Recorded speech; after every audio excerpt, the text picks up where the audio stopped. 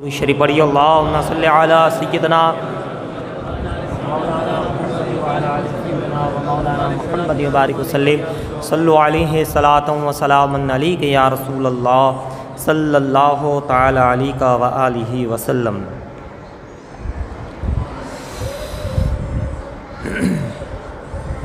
سیدنا امام علی مقام امام حسین رضی اللہ تعالی عنہ کی بارگاہ میں یوں عرض کیا ہے عاشق نے اپنے انداز میں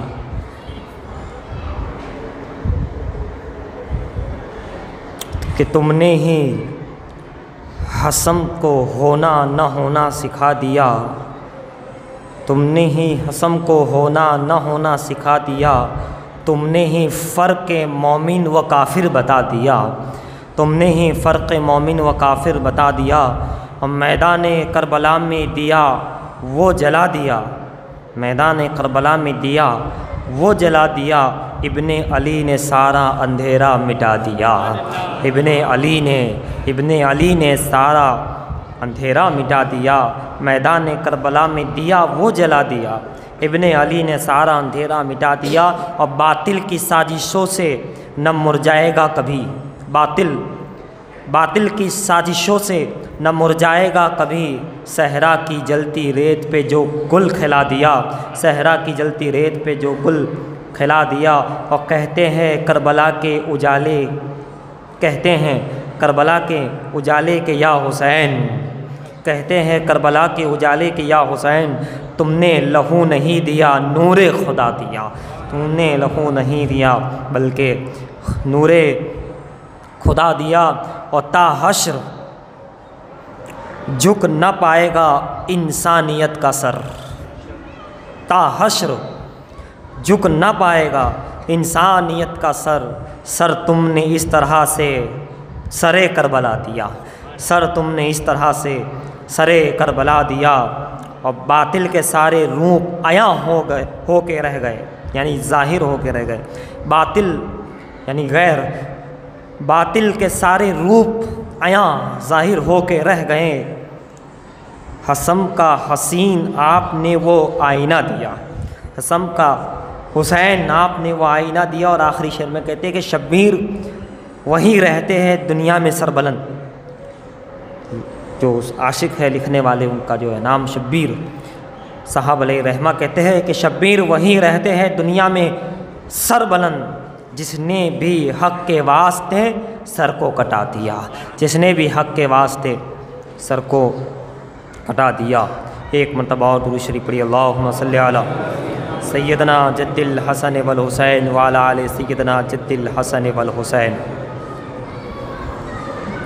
حضرات، ماہ ذی الحج شریف کا آج جو ہے 26واں چاند ہے، اور 2 دن پہلے حضرت سیدنا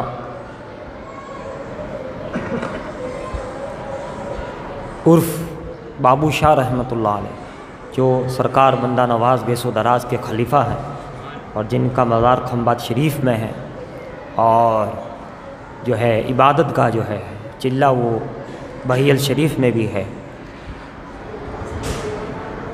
صدر الدین عارف جو بہاؤالدین زکریا ملتانی علیہ رحمہ کے صاحبزادے ہیں، حضرت صدر الدین عارف رحمۃ اللہ علیہ، ان کا بھی دن 2 دن پہلے ہی گزرا، عرس مبارک۔ اور آج سیدنا امیر المومنین خلیفۃ المسلمین عمر ابن خطاب فاروق اعظم رضی اللہ تعالی عنہ کی شہادت کا دن ہے۔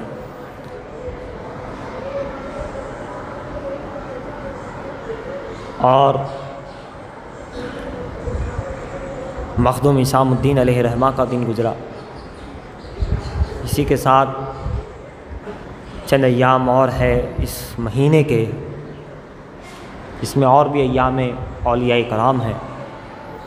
پھر دیکھتے ہی دیکھتے عنقریب محرم الحرام شریف کا چاند نظر آنے والا ہے، اسلامی نیا سال۔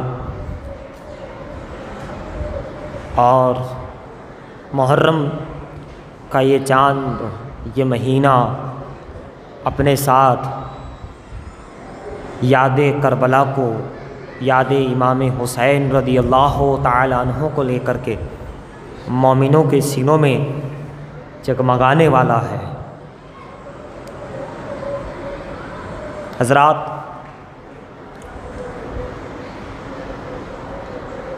سیدنا فاروق اعظم رضی اللہ تعالی عنہ صبح کی نماز پڑھا رہے ہیں۔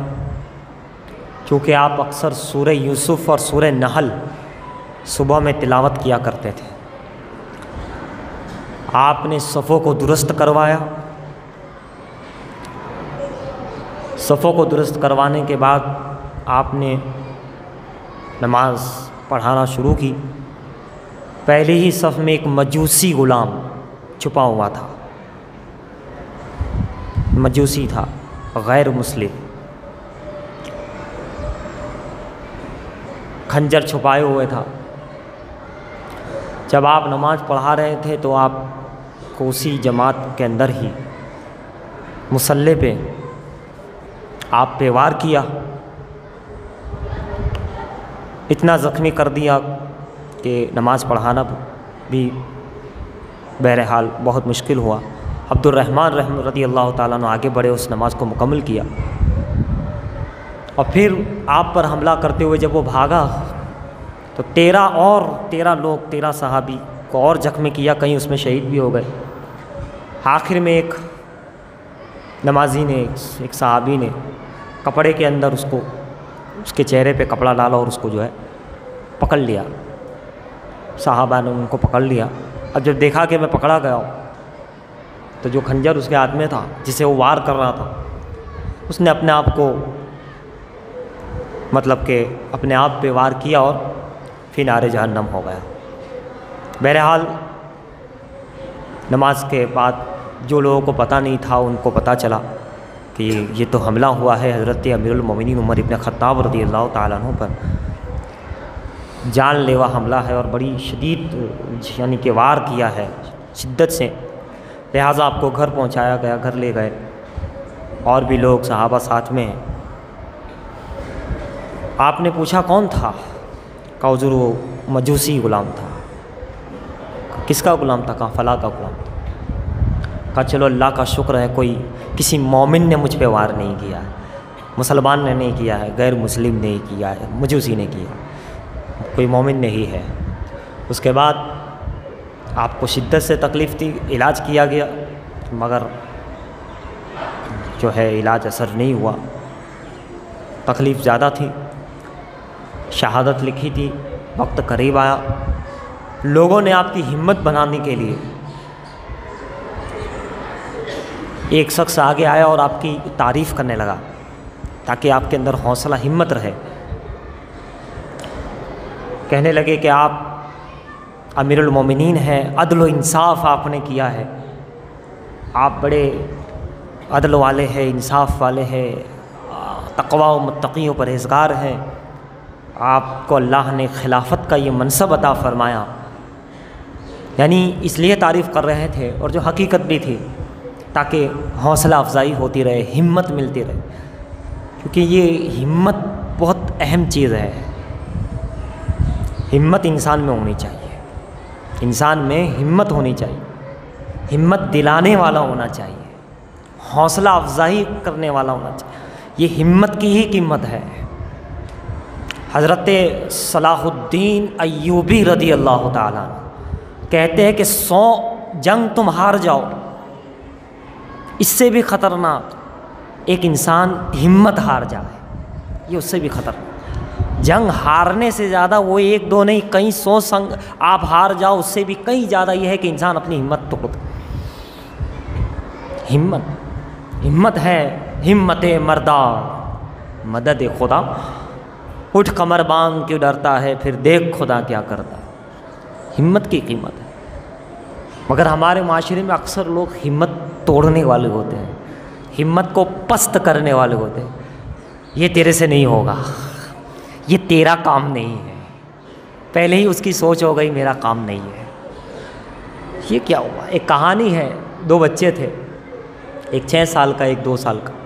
6 سال کا بچہ، گاؤں کی کہانی ہے، کنویں میں گر گیا. دور گئے کنواں، گاؤں میں کنویں وغیرہ اس دور میں. بہرحال اب اس نے دیکھا کہ میں کیا کروں، 2 سال کا بچہ ہے اور 6 سال کا بچہ گرا ہوا ہے، کیسے نکالے گا؟ اس کی طاقت زیادہ، اس کا وزن زیادہ. لیکن جب اس نے ادھر ادھر دیکھا کیا کروں کیسے کروں، وہ اندر سے سمجھا رہا ہے، آواز دے رہا ہے، دیکھ ڈول رسی ہوگی کچھ ہوگا، ڈال تو بچا سکتا ہے. بہرحال اس نے ڈالا، اس نے پکڑا، بیٹھا اور وہ کھینچ کر کے باہر نکال دیا. جب گاؤں میں واپس آئے قریب لوگ تو یعنی کہ مکان میں یہ کہانی سنائی کہ ایسا ایسا ہوا. لوگوں نے انکار کیا کہ ایسا کیسے ہو سکتا ہے، یہ کوئی نکال سکتا ہے؟ یہ نہیں نکال سکتا. لیکن جب گاؤں کے بڑے تھے تو اس نے کہا، جب سنا عقل مند کہ ایسا ہو سکتا ہے، کہ ایسا کیسے ہو سکتا ہے؟ کہ ایسے اس لیے ہو سکتا ہے کہ اس بچے کو کوئی یہ کہنے والا نہیں تھا کہ تو کر نہیں سکتا. اس کے دماغ میں تھا کہ میں کر سکتا ہوں، اس کی ہمت تھی، کر ڈالا. تو بہرحال با ہمت لوگ، دین کا میدان ہو دنیا کا میدان ہو، ہمت والے ہی آگے بڑھتے ہیں اور ہمت والے کر گزرتے ہیں. تو ہمارے معاشرے کی یہ سوچ بدلی جائے، ایک دوسرے کو ہمت دی جائے، حوصلہ افزائی کی جائے. یہ نہیں کہ اس کی ہمت کو پست کیا جائے، یہ نہیں کہ اس کو انگلی اٹھائی جائے، طنز کیا جائے، نہیں، بلکہ اس کے اندر ہمت تعریف کر کے، تاکہ اندر جب اجاگر ہوگی، سوچ اجاگر ہوگی، ہمت ہوگی، وہ کر گزرے گا، کامیاب بنے گا، وہ کامیاب بنے گا، قوم کامیاب بنے گی، مسلمان کامیاب بنے گا.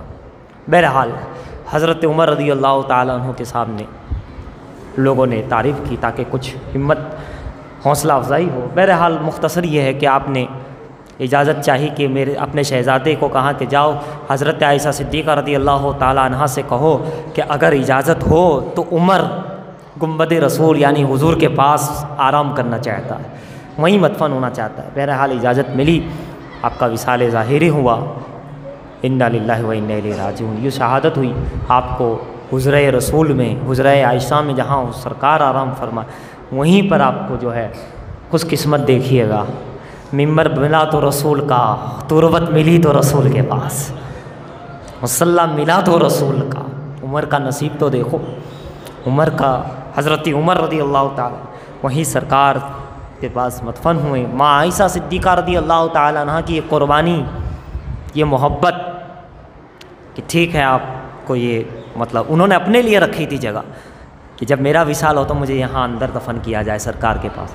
لیکن حضرت عمر نے جب اجازت چاہی کہ اگر آپ راضی ہو کہے تو میں وہاں، تو آپ نے جو ہے بخوشی اجازت دی. یہ سخاوت، یہ اثار، یہ قربانی، یہ جذبہ انسان کو بلند کرتا. یہ نہیں کہ نہیں میں ہی کروں گا، نہیں میں ہی. وہ لوگ امہات المومنین تھے، ام المومنین تھے، صحابہ تھے، بڑا دل تھا، بڑے اثار اور قربانی کا جذبہ تھا، بڑے با ہمت لوگ تھے. ہمت، یہ بھی ہمت کی بات ہے کہ اپنی جگہ دے دینا، یہ بھی ہمت کی بات ہے. انہوں نے یوں ہمت دکھائی.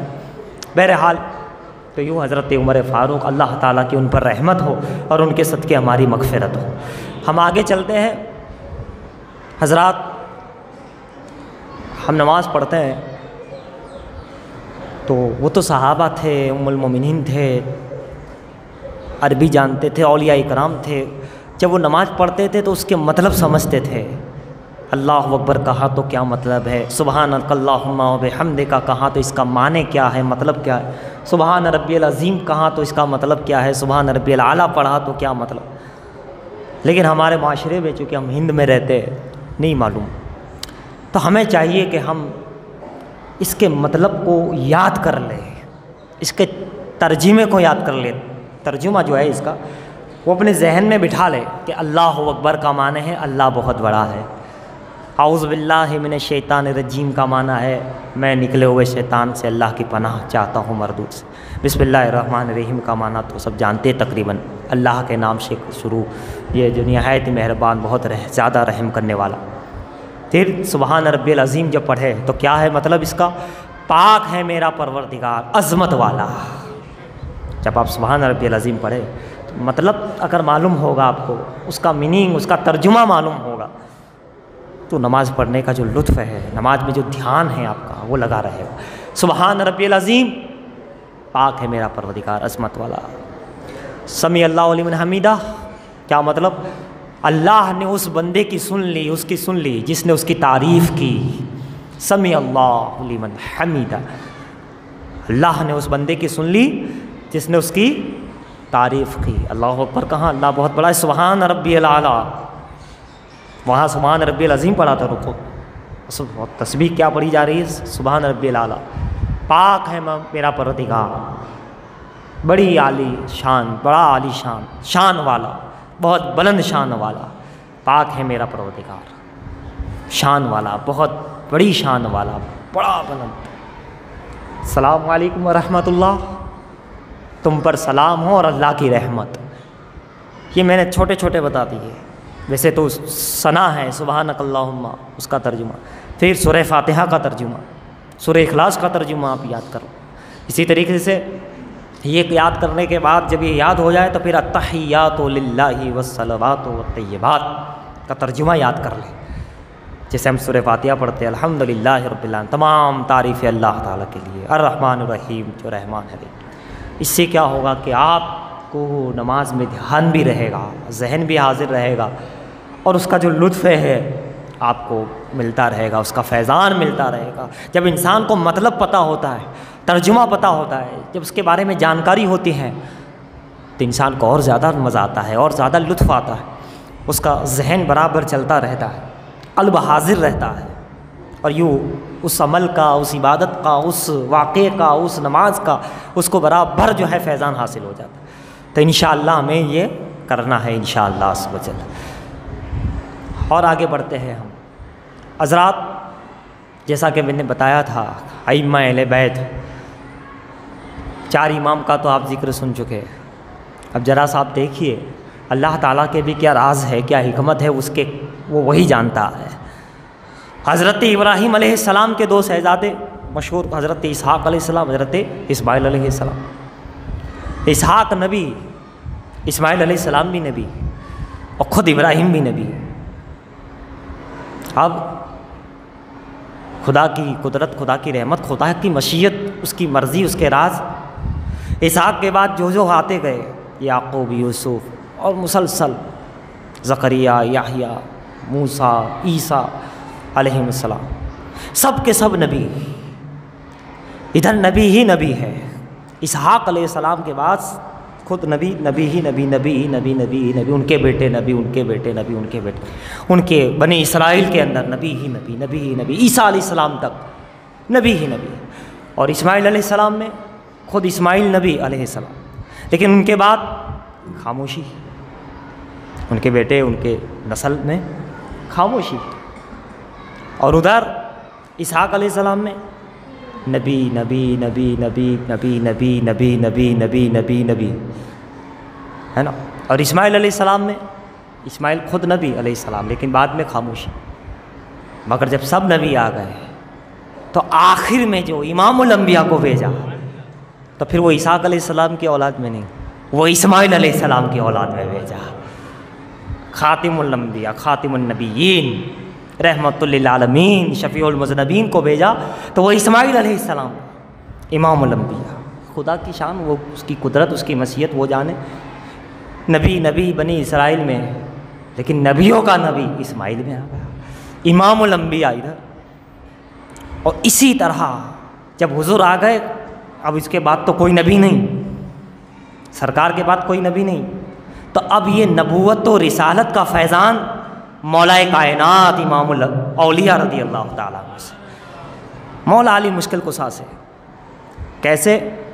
فیضان رسالت، فیضان نبوت مولا علی مشکل کشا سے، میں جس کا مولا علی اس کا مولا۔ اب کیا ہوا؟ خود علی کے بھی 2 شہزادے ہیں، وہاں ابراہیم کے بھی 2، ادھر علی کے بھی 2، اور پھر وہاں بھی خود بھی نبی، 2 بیٹے بھی نبی، یہاں خود امام، حسن آئے امام، حسین بھی امام، حسین بھی امام۔ سمجھ رہے ہو؟ سمجھنے کی کوشش کرو، خدا کی مشیت ہے، راز خدا جانے، مصطفیٰ جانے۔ ہمیں تو بس فیض لینا ہے، ہمیں بہت اندر جانے کی ضرورت نہیں ہے، ہمیں صرف مال کھانا ہے، فیضان لینا ہے۔ کیوں ہوا، کیسے ہوا، کیوں ایسا ہوا، وہ رب جانے، رب کا حبیب جانے. ہمیں تو فیضان لینا ہے نا، صرف وہ بانٹ رہے ہیں، ہم لے رہے ہیں. اب ہم اس پہ اندر جائے کہ یہ کیسا ہوا، کیوں ہوا. جیسا کہ حضرت جمال الدین جمن شاہ چشتی جب کھمبات گئے تو کھمبات میں جب آپ سواری پہ بیٹھیں، کہاں کہ بھائی تم ادھر سے لو، ادھر سے لو. ایک مندر تھی، وہاں گئے. اندر مندر میں بیٹھنے والا جو تھا وہ باہر آیا اسی لباس میں، جو پوجا پاٹ کرتا ہے وہ آیا. دونوں کی آپس میں گفتگو ہوئی. خادم کہتے ہیں، روایت کرنے والے آپ کے مرید خلیفہ کے، مجھ سمجھ میں نہیں آیا کیا بات ہوئی. پھر وہ چلے گئے، کہا چلیے آگے چلیے. حضرت وہ مرید سے رہا نہیں گیا، کہا حضرت یہ کیا؟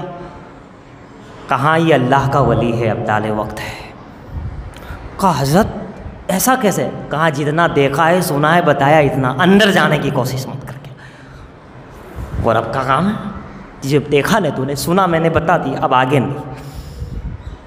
بہرحال تو میں عرض یہ کر رہا تھا کہ ہر معاملے میں اندر جانے کی ضرورت نہیں ہے، ٹھیک ہے؟ ورنہ اندر سے کب انسان بندر بن جاتا ہے، کافر بن جاتا ہے، جہنم کا کتا بن جاتا ہے. جہنم میں کتے ہوں گے، بندر ہوں گے، وہ پتہ ہی نہیں چلتا. تو اتنا ہی اندر جاؤ جہاں تک اللہ کے ولی لے جائے تمہیں. یہ راز ہے، یہ راز. جہاں وہ کہہ دے بس آگے ہم جانے، اب اسی میں فائدہ ہے. یہ قاعدہ ہے اور اسی میں فائدہ ہے. قاعدے میں رہو گے، فائدے میں رہو گے. یہ بہت بڑی نصیحت ہے. اس میں ایمان کی حفاظت ہے، عمل کی حفاظت ہے، عقیدے کی حفاظت ہے. بہرحال تو میں عرض کر رہا تھا کہ یہاں بھی امام علی، مولا علی، فیضان نبوت اور رسالت. اب ان کے دو شہزادے، وہ بھی امام حسن کی بھی امامت، امام حسین کی بھی امامت، مگر پھر وہی مشیت الہی. امام حسن کے بعد خاموشی کوئی، مگر امام حسین کے شہزادے امام زین العابدین امام، پھر ان کے بعد امام باقر امام، پھر دوسرے امام جعفر صادق ان کے لڑکے امام، ہے نا. پھر امام آتے رہے، امام علی رضا، امام موسیٰ کاظم، امام علی رضا، امام تقی، امام نقی، امام حسن عسکری. مطلب امام حسین کے بعد امام امام امام امام امام، بیٹے امام، ان کے بیٹے امام، امامت امام. اور امام حسن کے بعد خاموشی، جیسے اسماعیل علیہ السلام کے بعد خاموشی ہو. خاموشی چھپے رستم میں ہے، وہ زبردست ہے، مگر ظاہراً امام کون؟ امام حسین میں، حسن عسکری تک امام ہی امام، امام ہی امام، امام ہی. اور امام حسن میں خاموشی. مشیت دیکھیے گا، حسین اعظم کی اولادوں میں اتنے امام، لیکن پھر وہی مسیت ہے کہ آخر میں جو امام ہوگا، امام مہدی، وہ حسین میں نہیں، حسن کی اولاد میں ہوگا. اور جب وہ آئیں گا، جیسے حضور آئے تو وہ امام الانبیاء، تب وہ آئیں گے، تب وہ مصلی پہ ہوں گے. اور درمیان میں جتنے ولی ہوگے وہ پیچھے نظر آ رہے ہیں. درمیان میں جو ولی ہوگے، جیسے تمام انبیاء پیچھے نظر آئے معراج کی رات، امام الانبیاء، تو امام مہدی امام حسن کی اولاد، اور باقی سارے امام حسین کی. مشیت ہے، خدا کے راز ہے، وہ جانے، مصطفیٰ جانے، علی جانے. ہمیں تو بس فیضان لینا ہے کہ ہمیں تو اسماعیل سے بھی مل رہا ہے، اسحاق سے بھی مل رہا ہے، حسن سے بھی مل رہا ہے، حسین سے بھی مل رہا ہے، دونوں سے مل رہا ہے. مگر اتنا لمبا عرصہ قیامت تک حسن عسکری کے بعد یہ خالی رہے گا؟ آواز آتی ہے نہیں نہیں نہیں، چونکہ یہ امت محمدیہ ہے، اسے خالی نہیں چھوڑا جائے گا، اسے کوئی اور کے بھروسے حوالے نہیں کیا جائے گا. یہ مصطفیٰ کا گھرانہ ہے اور مصطفیٰ کی امت ہے. اس کے لیے علی کا نائب، فاطمہ زہرا کا نائب، مصطفیٰ کا نائب، حسن کا نائب، حسین کا نائب، 11 امام کا نائب بنا کر، اور آنے والے امام مہدی کا بھی نائب بنا کر جسے بھیجا جائے گا، بٹھایا جائے گا، اسے قطب الاقطاب، غوث الاقوام، محی الدین سیدنا شیخ عبد القادر جیلانی، غوث اعظم دستگیر بنا کر کے رکھا جائے گا. مصطفیٰ کا گھرانہ ہے. یہ دونوں جگہ سے حسنین کریمین کا نائب بنا کر فیضان نبوت و رسالت ایک ہاتھ میں اور دوسرے ہاتھ میں فیضان حسنین کریمین بتا کر کے شاہ جیلا دونوں ہاتھوں سے لٹاتا ہوا نظر آئے گا. اسی لیے ہم نے دیکھا کہ ایک طرف معین الدین چشتی کو بھیج دیا ایک ہاتھ سے اور دوسرے ہاتھ سے شیخ صحاب الدین عمر سہروردی کو رکھ دیا. یہ آتے رہے قطب عالم آئے، شاہ عالم آئے، وارث پاک آئے، میرا جیسا شاہ مینا آتے گئے، حاجی علی آئے، حاجی ملنگ آئے، یہ ولی آئے، یہ ولی آئے، یہ آئے، یہ اللہ یہ کون ہے، یہ اتنے سارے، یہ سب مقتدی ہے. مقتدیوں کا یہ عالم ہے، مقتدیوں کا یہ عالم ہے. صف میں کھڑے ہونے والوں کا یہ عالم ہے کہ کوئی غریب نواز ہے، کوئی بندہ نواز ہے، کوئی مخدوم اشرف ہے، کوئی منور علی شاہ الہ آبادی ہے. پیچھے کھڑے ہونے والے کا یہ عالم کہ کوئی امام ربانی ہے، کوئی داتا علی حجویری ہے، کوئی بابا فرید ہے، کوئی قطب الاقطاب ہے، تو کوئی نظام الدین اولیاء بن کے، کوئی قطب الاقطاب قطب عالم ہے، کوئی شاہ عالم. یہ مقتدیوں کا جب یہ عالم ہے تو آنے والے امام مہدی کا عالم کیا ہوگا، امام کا عالم کیا ہوگا. مقتدی میں کسی مقتدی کا کوئی جواب نہیں، ہر کوئی بے مثال نظر آ رہا، لاجواب نظر آ رہا ہے. جب ان کا یہ عالم ہے تو امام حسین اور امام مہدی تک ان اماموں کا عالم کیا ہوگا. اسی لیے اپنی مستی میں وقت کا شیخ اسلام کا کہتا ہے کیا کہ چہرے بتا رہے ہیں یہ 12 امام کے، ہر عکس بے مثال ہے خیر الانام کے. حضرات یہ وہ گھرانہ ہے، یہ وہ امت ہے، یہ وہ معاملات ہے، یہ خدا و رسول کے مشیت اور راز ہے. ایک مرتبہ درود شریف پڑھی، اللہم صلی علی سیدنا جد الحسن والحسین وعلی آل سیدنا جد الحسن والحسین. تو ہمیں یہ کرنا ہے محرم میں محمد کی یاد کرنا ہے، محرم میں محمد کی آل کی یاد کرنا. یاد کربلا، یاد حسن، سیرت حسن، یاد حسین، سیرت حسین، یاد اہل بیت ہے نا، محبت اہل بیت اور ان کی سیرت، ان کی محبت، ان کے فرمودات، ان کا معیار، ان کا مشن، ان کا مقصد نظر کرنا سبحان اللہ، یاد کرنا سبحان اللہ.